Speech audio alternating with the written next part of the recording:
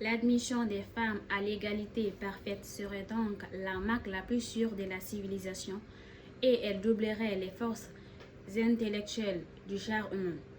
Bonsoir à toutes et à tous. Je suis très fière de prendre la parole aujourd'hui, étant une fille, mais aussi la fille d'une femme, d'une maman.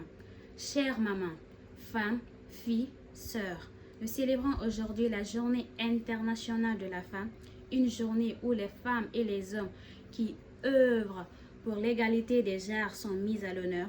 Au-delà de la célébration, cette journée invite à un questionnement profond sur le rôle de la femme dans la société, à faire un état de lieu sur l'effectivité de ses droits et les défis qu'il convient encore de relever pour que l'égalité femmes-hommes soit porteuse d'opportunités maintenant et pour l'avenir.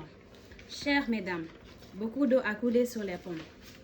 Beaucoup de promesses nous ont été faites sans être tenues.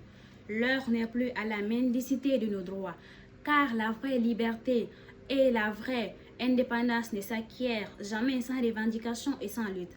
Excellences, mesdames, je voudrais donc rappeler que les droits de toutes les femmes et de toutes les filles sont inaliénables, intégraux et indissociables des droits universels de la personne humaine. L'égale et la pleine participation des femmes à la vie civile, politique, économique et sociale, l'élimination de toutes les formes de discrimination sont des objectifs prioritaires pour la communauté internationale.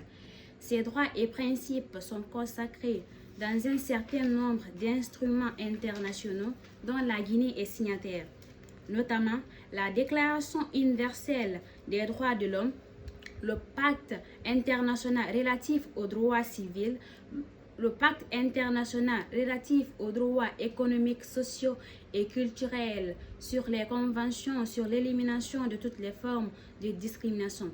Je voudrais par ailleurs exprimer l'appréciation du système des Nations Unies à l'endroit de l'État guinéen, à la ratification des conventions, à l'exhorter pour œuvrer pour la mise en œuvre, notamment pour éliminer les difficultés dont font face les femmes handicapées du fait de leur grande vulnérabilité. Je voudrais aussi faire un vibrant plaidoyer auprès du gouvernement pour la prise en mesure utile à la mise en œuvre des droits des femmes à l'égalité dans la famille, dont la Guinée s'est engagée. La Convention sur l'élimination de toutes les formes de discrimination à l'égard des femmes, notamment en adoptant l'adoption du Code des personnes et des familles en conformité avec des standards internationaux.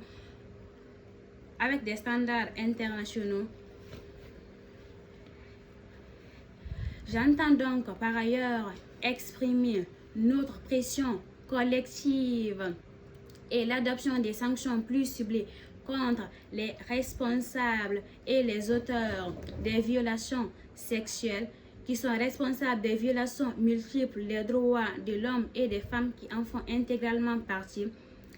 Agir pour leurs droits, c'est montrer notre admiration pour ce que le docteur Mukwege appelle la force des femmes, la force de celles qui survivent, la force de celles qui résistent, mais aussi la force de celles qui mettent leur vie en danger, pour leurs droits et pour la liberté. C'est récompenser leur immense courage. Agir pour leurs droits, c'est leur apporter un soutien concret. Agir pour le droit des femmes, c'est leur permettre de faire le droit. Les droits des femmes constituent un chemin sûr vers des sociétés équitables, pacifiques et prospères. Ils sont bénéfiques à nous toutes et tous. Je ne saurais terminer mon allocution sans remercier les organisations guinéennes dont les femmes, chaque jour, mettent leur énergie pour la défense des femmes et des causes.